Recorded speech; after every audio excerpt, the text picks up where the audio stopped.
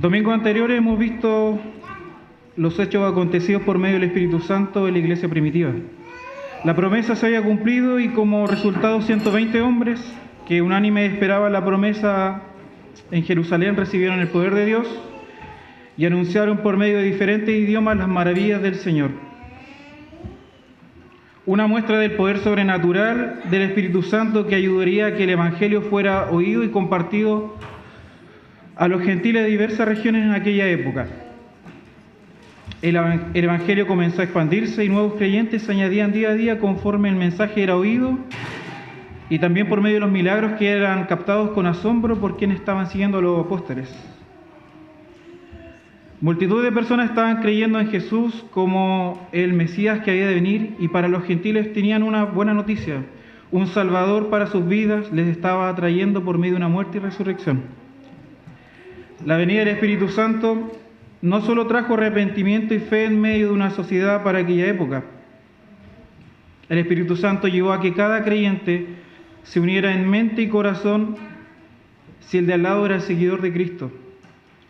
Hemos podido ver desde el comienzo en el libro de los Hechos a Jesucristo como Dios y como hombre en su misión redentora, quien comisiona a sus seguidores como un nuevo y verdadero Israel para servirle como sus testigos en todo el mundo. Hoy para nosotros el llamado es el mismo: arrepentirnos y creer en aquel que murió y resucitó al tercer día, discipular a las naciones y predicar el Evangelio a donde vayamos. Si algo debemos tener en cuenta es que usted y yo jamás deberíamos dudar del poder transformador de la palabra de Dios. El cumplimiento de la promesa se había extendido aún en aquellos que no poseían la circuncisión de la carne. Ahora el Evangelio estaba llegando a los gentiles. Recordemos que el celo pecaminoso de los fariseos era jactarse de que eran el pueblo escogido por Dios, pero el Evangelio venía al rescate tanto para judíos y gentiles.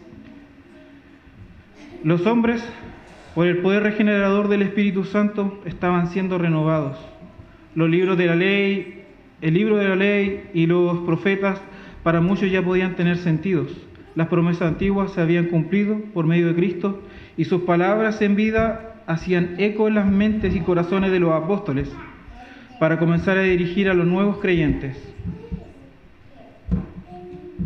El apóstol Pablo nos escribe en Romanos 1, dice, verso 16, porque no me avergüenzo del Evangelio, pues es el poder de Dios para la salvación de todo aquel que cree, del judío primeramente y también del griego. Hoy en día el poder del glorioso Evangelio sigue triunfante. El Señor Dios eterno vive y reina sobre todo lo que existe.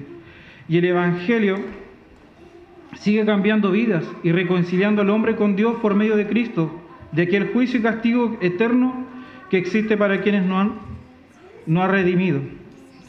Anteriormente pudimos ver cómo los enemigos del Señor se habían levantado para que el nombre de Jesús fuese silenciado. Los saduceos estaban molestos al ver cómo el pueblo comenzaba a creer en el Señor y su resurrección de entre los muertos. Esto llevó a que Pedro y Juan fueran encarcelados e interrogados por los gobernantes y ancianos y escribas de Jerusalén. Pedro y Juan, al defender su credo frente al concilio, fueron puestos en libertad. No hubo causa para castigarlos. El pueblo glorificaba a Dios a causa del mensaje y un milagro acontecido. La palabra nos muestra que una vez que fueron liberados, los líderes de Jerusalén consultaban entre sí: ¿qué haremos con estos hombres? ¿Qué haremos con el mensaje del Evangelio? Esta pregunta se repite una y otra vez por todo el mundo por boca de los enemigos del Señor hasta el día de hoy. Donde el Evangelio muestra un crecimiento, allí existe preocupación por parte de los gobiernos. La flexibilidad con el pecado y el amor a sus propios placeres y desórdenes conductuales han llevado a declarar bueno a lo malo y a lo malo bueno. Ha producido un derecho arraigado en el corazón allá afuera para hacer que lo que ellos quieran en vida. Podemos ver claramente por la palabra de Dios en Romanos 1:28, y así como ellos no tuvieron en bien conocer a Dios, Dios lo entregó una mente depravada para que hiciera las cosas que no convienen. Porque la ira de Dios se revela desde los cielos contra toda impiedad e injusticia de los hombres, que con injusticia restringen la verdad.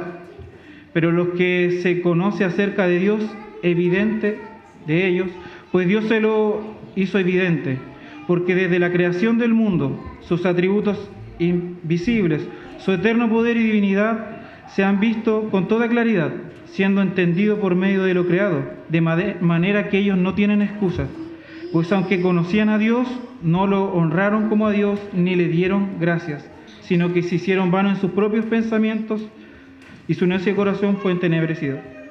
Profesando ser sabios, se volvieron necios y cambiaron la gloria de Dios incorruptible por una imagen en forma de hombre corruptible, de aves, de cuadrúpedos y de reptiles.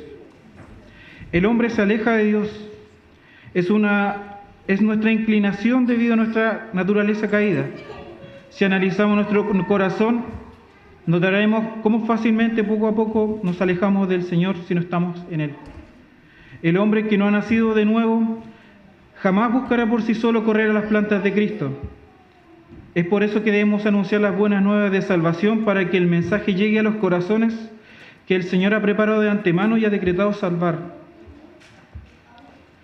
Solo debemos mirar nuestro tiempo de devoción con el Señor y la calidad de comunión que existe en el hogar para buscar en conjunto la comunión mediante el culto familiar, y ahí nos daremos cuenta cuán cerca hemos estado este último tiempo del Señor. Si estamos en Cristo, debemos procurar que el Evangelio se expanda. Si no estás dispuesto porque has notado una falta de preparación o piensas que no es tu fortaleza, quiero que sepas, hermano querido, que esta comisión debe llevarla a cabo todo cristiano o cristiana, conforme a la porción que el Señor le ha dado por medio de su Espíritu Santo. Esfuérzate y prepárate por medio de la Escritura. Ora al Señor y Él impartirá de su gracia y el poder para que hables con otros las buenas nuevas de salvación. Hay ocasiones donde callamos y en realidad deberíamos hablar. Omitimos anunciar el mensaje por miedos humanos y transformamos el Evangelio en un asunto personal, donde la buena noticia fue buena para mí y en lo posible no me saquen de allí. Déjenme quieto aquí, yo no sirvo para esas cosas.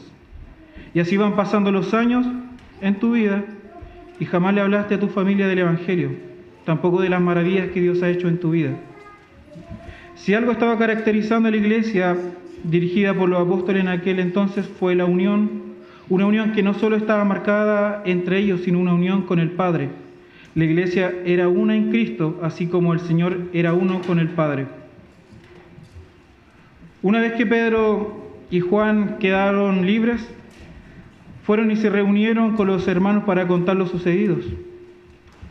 El autor del libro de los Hechos nos describe que de manera unánime, al oír el testimonio de ellos,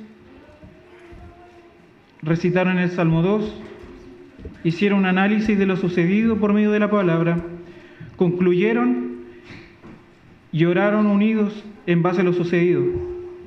Y aún más, intercedieron por los apóstoles para lo que habían de hacer en adelante.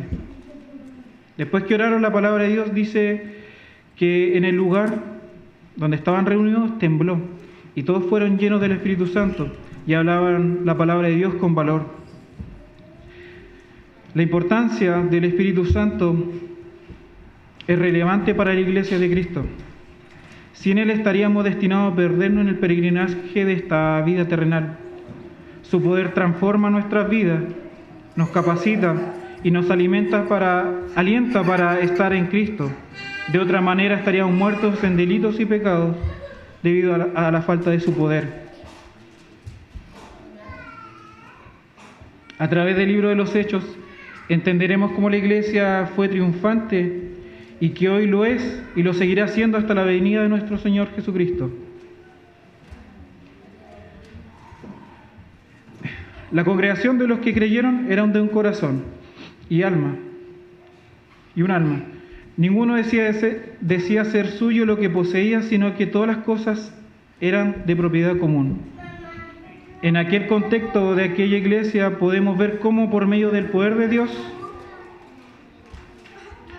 y no de los hombres, la congregación para aquellos días era un cuerpo donde Cristo era la cabeza. Hoy en nuestro país podemos ver un aumento de nuevas organizaciones religiosas donde el punto de crítica es la desunión de los evangélicos con innumerables letreros. Existen rupturas dentro del cuerpo como iglesia. Algunos integrantes se comportan como una herida infectada en la iglesia, produciendo daños irreversibles y como resultado final, iglesias destruidas por la división, contiendas, chismes, malos tratos, incluso abusos dentro del pueblo escogido. Esto ha llevado a que gran parte de los miembros de iglesias se desvinculan de sus congregaciones, se dividan y formen otras iglesias, y así con los años hemos llenado con miles de denominaciones evangélicas en nuestro país. Según un estudio realizado por un medio de comunicación digital, esta es una escuela de periodismo de la Universidad de Diego Portales, donde participan profesores y técnicos y estudiantes. Dice que el 14 de octubre de 1999 se publicó en el Diario Oficial la Ley 19.638, que consagró la libertad religiosa y del culto en Chile. La nueva norma, empujada durante años por el mundo evangélico, abrió las puertas para que cualquier entidad religiosa, iglesia, confesión o institución fuese legalmente reconocida por el Estado y en igualdad de condiciones, respeto y credos ya establecidos como el católico. Un año después se habían constituido en Chile 23 nuevas entidades religiosas, cada uno con sus propios principios de fe y reconocidas como personas jurídicas de derecho público y sin fines de lucro. Lo que vino después fue una explosión, un diluvio sin freno. En solo 2 décadas, con un promedio de 200 entidades religiosas creadas por año y hasta 5 por semana. En los últimos 10 años, iglesias y credos y confesiones se multiplicaron aceleradamente en todas las regiones del país hasta alcanzar las 3.819 registros oficiales hasta julio del 2019.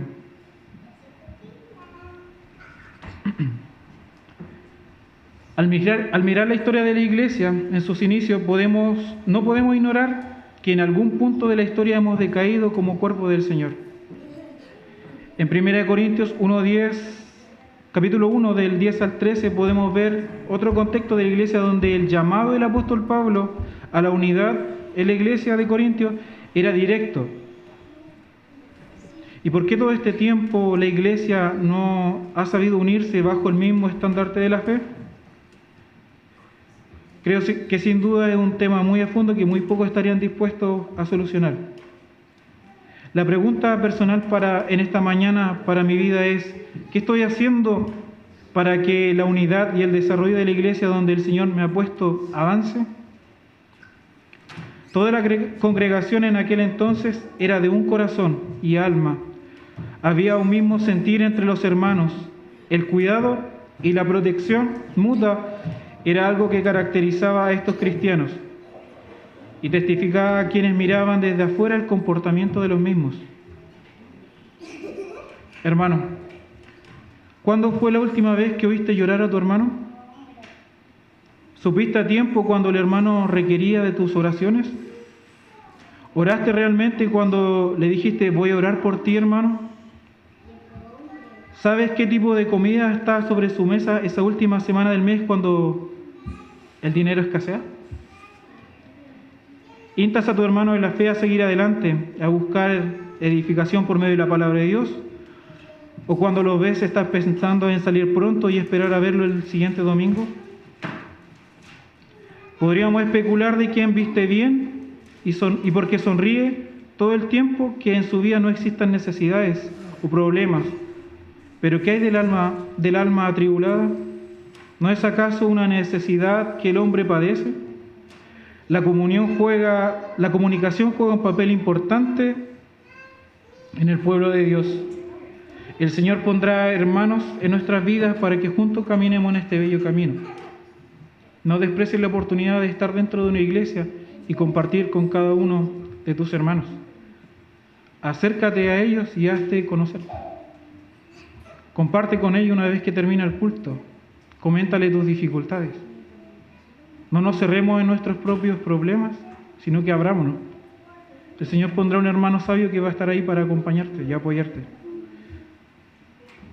Los apóstoles estaban llenos de la gracia de Dios, por lo cual existía una forma de liderar sobresaliente. El libro de los Hechos nos señala que no existía ningún necesitado entre ellos, ya que todos poseían alguna propiedad, todos aquellos que poseían alguna propiedad la vendían y traían la ganancia a los pies de los apóstoles. Hoy en día, lobos rapaces han hecho de este pasaje la centralidad de su mensaje. Falsos apóstoles circulan por ahí llamando a ofrendar de manera generosa, prometiendo falsas bendiciones para quedarse con el dinero de sus fieles. Gozan de estadía y gastronomías de lujo, pasan tiempo en hoteles y si son invitados a eventos de exclusividad por donde se les mire, una vida de lujos que ningún apóstol de la Escritura habría deseado o promovido. En Chile también hay hombres como estos que lucran con las finanzas de sus fieles. Post pandemia podríamos pensar que este número de registros que aumentó en cuanto a denominaciones volvió a aumentar. El autonombramiento al pastorado no es mirado con reverencia y temor. El amor al dinero está sobre la palabra de Dios hoy en día. La sabia dirección en la administración de los recursos era guiada por el poder de Dios, no de los hombres. Quien administra los recursos no debe mirar la administración como solo una obra material, sino también con discernimiento claro de que es Dios que les ha puesto para dirigir los recursos para el avance del reino de Dios. Te pregunto a ti, y me hago esta pregunta a mí: ¿cuánto has orado por los líderes de tu iglesia? ¿Sabes cuán importante es la integridad que deben tener nuestros líderes para que puedan estar al frente del rebaño y dirigir al pueblo de Dios? La responsabilidad es enorme, pero con la ayuda de Dios y pese a lo que somos, el Señor nos capacita si somos fieles a Él y su pueblo. Es nuestro deber estar orando por los líderes de nuestra denominación, para que no se aparten de la ley de Dios, para que la paz y el amor de Cristo abunden en sus vidas. Es sumamente difícil dirigir en medio de un grupo de personas de las cuales no siempre existe un mismo sentir. Aún así, el Señor convierte a su pueblo en un rebaño triunfante. Hace poco se llevó a cabo la celebración de los 60 años de independencia del sínodo de nuestra denominación. Alabamos al Señor por esto. Él es quien sostiene y dirige por medio de su Espíritu Santo a nuestros líderes. Cuántas lágrimas, oración, ayuno y rodillas al piso hubieron en el pasado para que hoy el sínodo esté cosechando los avances que el Señor ha permitido lograr. Sabemos que Dios ha decretado en la eternidad el plan redentor y hoy mismo ver cumplir su promesa día a día, sosteniéndonos. No eres tú, hermano y hermano en Cristo, es Cristo obrando en ti. Se distribuía a cada uno según su necesidad. Podemos ver cuán necesario es tener un buen equipo de líderes en nuestras iglesias para que gobiernen con justicia y rectitud. Pudimos ver que ninguno tenía necesidad entre el pueblo y que cada uno se le otorgaba ayuda según lo necesario. En ocasiones, quienes son receptores de ayuda también pueden cometer actos de injusticia, como aquellos que administran los recursos. Producto del egoísmo, reciben un beneficio cuando en realidad no lo estoy necesitando. Esto es un acto pecaminoso que debemos evitar. Se debe ser transparente en estos asuntos. El aprovechamiento lleva como sombra la codicia, y un recurso que fue destinado para hacer una buena obra puede caer en manos equivocadas. Evita caer en esto por amor a tus hermanos que sí lo necesitan. He sabido que ayudar de manera prolongada a los necesitados produce en ocasiones un mal hábito. Esto produce una conformidad y un estado pasivo a no luchar o buscar de manera para obtener lo que se necesita, y los transforma en personas dependientes. El llamado es que abraces a la prudencia y que abras tu corazón a compartir tus necesidades, pero una vez que el Señor te ha bendecido, también busca bendecir a otros. Quizás no sea un sobre con un monto elevado de dinero, pero sí conforme a lo que el Señor te ha prosperado y al mismo tiempo cuidando tus propias finanzas.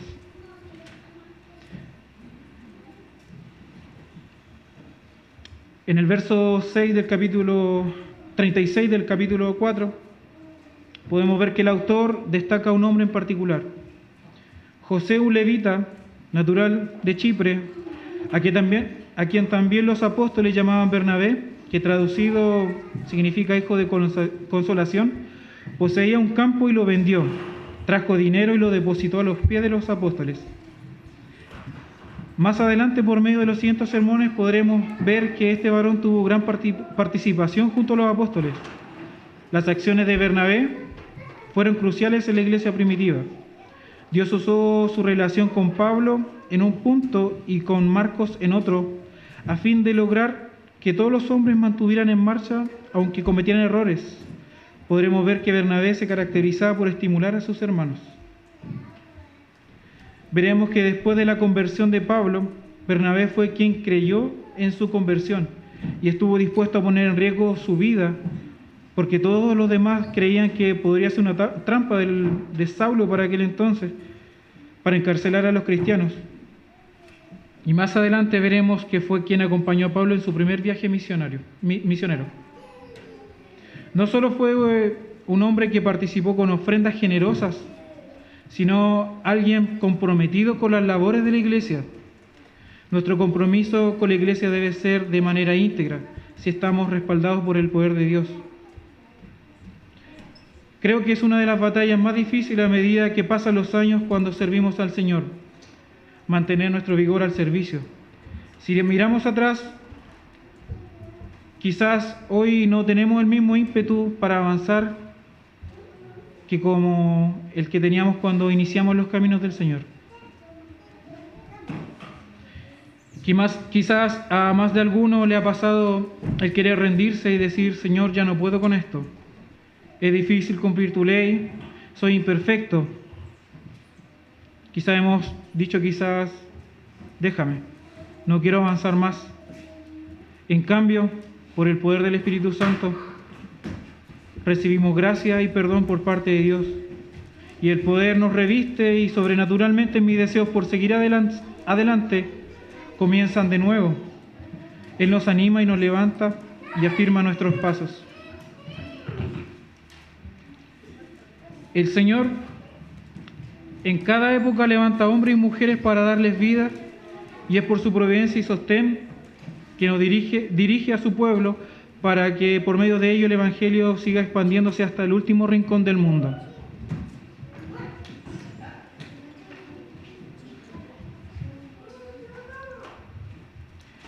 La historia del presbiterianismo es un ejemplo claro de cómo la comunión de un pueblo respaldado por el Espíritu Santo llevó a que las congregaciones crecieran no solo en número, sino también en calidad en la práctica cristiana de los creyentes.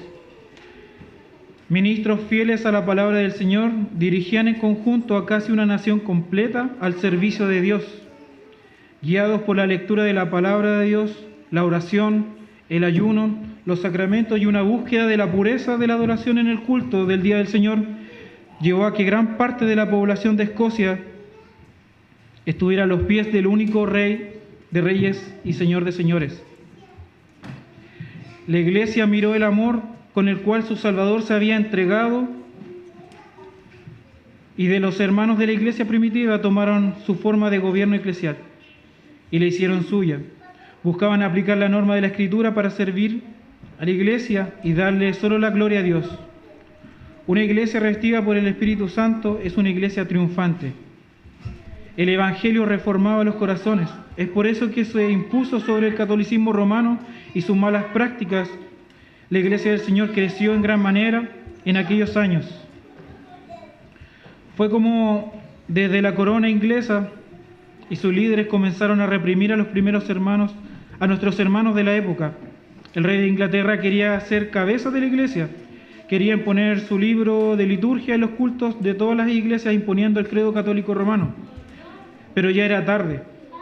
Bajo juramento y un pacto nacional y asambleas, los hermanos fieles al Señor permanecieron unidos hasta el final. El castigo fue sangriento sobre los pactantes escoceses. Los libros describen crímenes brutales a niños y adultos. Nada tenía a los soldados ingleses. Aún así, no pudieron callar la boca de estos hombres. pastores expulsados de sus iglesias, algunos asesinados. Llevó a que se levantaran nuevos ministros reformadores y las cuevas y las quebradas fueron el ventículo o el lugar de reunión. Y cada domingo la iglesia en lugares secretos buscaba guardar el día del Señor. Si debía ser bajo la nieve o bajo el bosque, ellos no se rendían. El barro y las lluvias, los vientos, no fueron un impedimento para adorar a Dios como se debía. Tiempo más tarde, era tan horrendo el castigo que cometían contra los pactantes por negar el decreto del rey, que dolorosamente optaron por formar grupos de defensa. Esto no fue una decisión con agrado. Por mucho tiempo trataron de defenderse, pero el poder del ejército inglés fue mayor. Ellos reconocían al rey de turno como gobernante de las tierras, pero no lo aceptaban como el soberano, como el del pueblo de Dios. La postura fue por la corona de Cristo y el pacto. Es el Señor Dios el rey de su iglesia y no los hombres. El castigo para algunos fueron las llamas que consumían sus cuerpos, pero aún en medio del dolor físico, con alegría entonaban salmos antes que sus voces eran sofocadas por las llamas para luego morir y llegar a la presencia del Señor. Así como Bernabé mostró valentía y compromiso por la iglesia, en Escocia se recuerdan los nombres de aquellos hombres que entregaron sus vidas por la gloria del Señor: Hamilton, Leslie, Rutherford y más. Una de las frases conocidas de John Knox fue: «Oh Dios, dame Escocia o muero». Y por otro lado, la reina María Estuardo temía por este líder y dijo: «Le temo más a las oraciones de John Knox que a todos los ejércitos de Europa». Con esto no quiero exaltar a hombres históricos o a un líder religioso. Miremos más allá. John Knox fue un hombre de Dios, pero al mismo tiempo tenía un respaldo por la comunión espiritual y la práctica de todo el pueblo que lo respaldaba. En Escocia hubo un periodo que marcó un antes y un después en los procesos de reforma, y muchos reverendos que se levantaron en la localidad participaron activamente en la Confesión de Westminster debido a su buen desempeño como teólogos brillantes. Si analizáramos a fondo la historia, podemos ver que la iglesia, sin el poder de la tercera persona de la divinidad, es una iglesia pasiva. Procurar aquel cuidado de los unos a los otros, para mí hoy es difícil, creo que para ustedes igual. Levantarse por la mañana y tener en presente en la oración a cada uno de tus hermanos es una disciplina que no se adquiere de un día para otro. Pero fiel es el Señor, que no nos abandona, y podemos ser vivificados por estas nuevas fuerzas para dar la batalla. Pienso en que si realmente fuésemos perseguidos, seríamos una iglesia más vigorosa. No quieres que pienses que deseo algo así. Hemos sido bendecidos en vivir en un país donde podemos alabar a Dios y nadie va a amenazarnos de muerte o tomar nuestro cuerpo para jugar a torturarnos. En esto como iglesia hacemos muy poco. Las misiones las miramos desde lejos. Aquí el año pasado nos reuníamos a orar por hermanos en persecución, por aquellos que estaban en guerra, por nuestra nación. Pero ahora no tenemos días de oración. ¿Esto no nos preocupa, hermanos? Una iglesia debería orar en comunión y no lo hace. Cuando vemos que la iglesia primitiva se reunía a orar, el Señor los ayudaba. Dios quiera ayudarnos en este proceso de crecimiento como iglesia. La descripción apunto esto sobre la oración, debido a que el año pasado como iglesia había un día en el cual teníamos que llegar a este lugar y reunirnos a orar, pero la asistencia siempre fue baja. La comunión entre hermanos por medio de la oración es importante, así podemos crecer juntos y fortalecernos. No debemos pasar por alto esta reunión también. Prontamente estaremos trabajando para esto. Ya pasando en el capítulo 5, dice la palabra del Señor: pero cierto hombre llamado Ananías con Zafira, su mujer, vendió una propiedad y se quedó con parte del precio. Sabiéndolo también su mujer y trayendo la otra parte, lo puso a los pies de los apóstoles. Pero Pedro dijo: Ananías, ¿por qué has llenado, Satanás, tu corazón para mentir al Espíritu Santo y quedarte con parte del precio del terreno? Mientras estaba sin venderse, ¿no te pertenecía? Y después de vendida, ¿no estaba bajo tu poder? ¿por qué concebiste este asunto en tu corazón? No has mentido a los hombres, sino a Dios. Al oír estas palabras, cayó y expiró, y vino un gran temor sobre todos los que supieron. Entonces los jóvenes le levantaron y le cubrieron, y sacándolo, le dieron sepultura.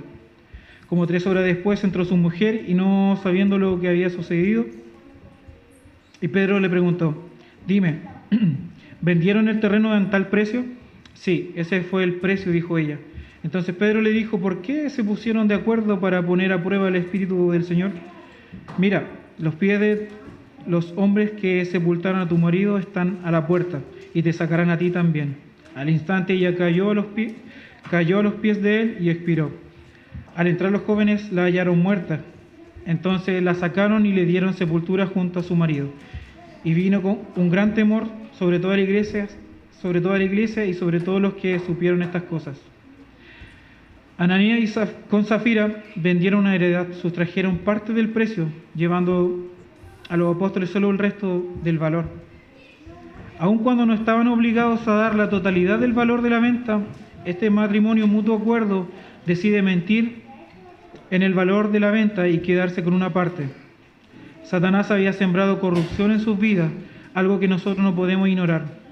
Pedro en sus cartas señala que como cristianos tendremos ataques por parte de este enemigo, y si no somos diligentes caeremos en sus manos para ser destruidos. Ananías y Zafira no mentían a los apóstoles, sino a Dios. Olvidar la omnipresencia de Dios puede llevarnos lejos de Él. Ellos dieron paso al engaño y queriendo mostrarse ante los demás como generosos. Este hecho se jugó de manera muy rígida, porque la deshonestidad y la codicia destruyen a la iglesia, impiden que el Espíritu Santo obre con eficacia debido al tropiezo que se genera. El Señor nos libre de caer en tentación. La iglesia suele tener problemas internos y externos, y en este pasaje podemos ver que la deshonestidad era un problema en aquellos días.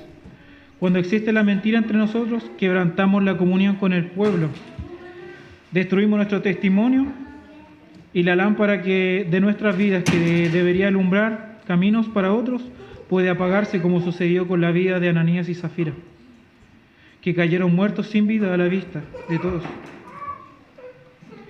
Quizás hoy no hemos visto caer a alguien muerto, pero hay una muerte silenciosa que puede venir a ti si es aquella muerte espiritual que te aparta de la plena comunión. Casos como este, donde el juicio de Dios se hace presente, no es aislado. La muerte de Herodes, la ceguera de Saulo y de Elimas el mago, que conoceremos más adelante, nos muestra que la importancia de la pureza de la comunidad a través de la disciplina de la iglesia es un asunto serio, donde, de ser necesario, se debe llevar a cabo la excomunión. ¿Podremos seguir pensando después de esto que ser cristianos es algo sencillo? ¿O miraremos con temor y reverencia al santo y único Dios? Arrepintámonos, hermanos, de nuestra tibia comunión con el Señor. La presencia del Espíritu Santo en el corazón humilde y arrepentido trae gozo y descanso, mas para aquel que sigue sus propias huellas de falsedad y engaño, podría estar enfrentando un día el juicio santo y recto por parte de Dios.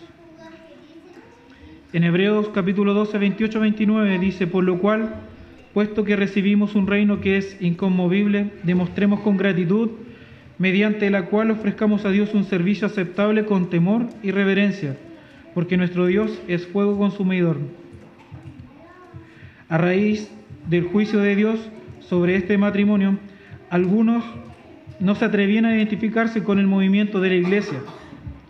Debemos reconocer que hoy en día hemos bajado el nivel de integridad en nuestras iglesias. De manera sutil, el diablo ha trabajado para desviar la enseñanza y bajar el nivel de seriedad en asuntos doctrinales para dar rienda suelta al pecado dentro de la iglesia. El poder de Dios sigue vigente y sigue obrando en medio de su pueblo y en aquellos que oyen el Evangelio. El poder de Cristo sigue gobernando entre las naciones con sus pensamientos vanos. El poder del Espíritu Santo, a pesar de nosotros, nos sigue santificando. El poder del Espíritu Santo sigue haciendo milagros conforme sea la agradable y perfecta voluntad de Dios. Aquel poder consumidor que fulminó la vida de hombres que levantaron fuego extraño está presente. Aquel Dios que tuvo el poder de separar las aguas está abriendo caminos oscuros para nuestros hermanos que clandestinamente comparten el Evangelio. Aquel poder transformador que regenera familias que eran musulmanes para servir a Cristo y adorarle. Aquel poder derramado para transformar la vida de 120 hombres está regenerando el corazón de un hombre en la China que está siendo discipulado por un hermano misionero. La iglesia primitiva estaba llena del poder de Dios, tanto que muchos venían de las ciudades vecinas para oír el mensaje del Evangelio y recibir sanidad debido a sus enfermedades. El Evangelio estaba impactando el mundo y rápidamente alcanzaría más allá de la región de origen. Como Iglesia La Fuente, procuremos ser llenos de la gracia y virtud por parte del Señor, para que con su ayuda vean en este lugar un punto donde encontraron la familia del pacto, y en su momento cada uno de ellos sea añadidos y caminen con integridad junto a nosotros, como hermanos. Y si Dios permite que para la alabanza, la honra y la gloria de su nombre, y bajo el temor reverente en medio de nosotros hayan sanidades, que así Dios lo permita. Él debe ser el Rey y soberano de nuestras vidas y nosotros su pueblo. Procuremos vivir unidos, hermanos, aquí en La Fuente. El Señor nos bendiga. Oremos.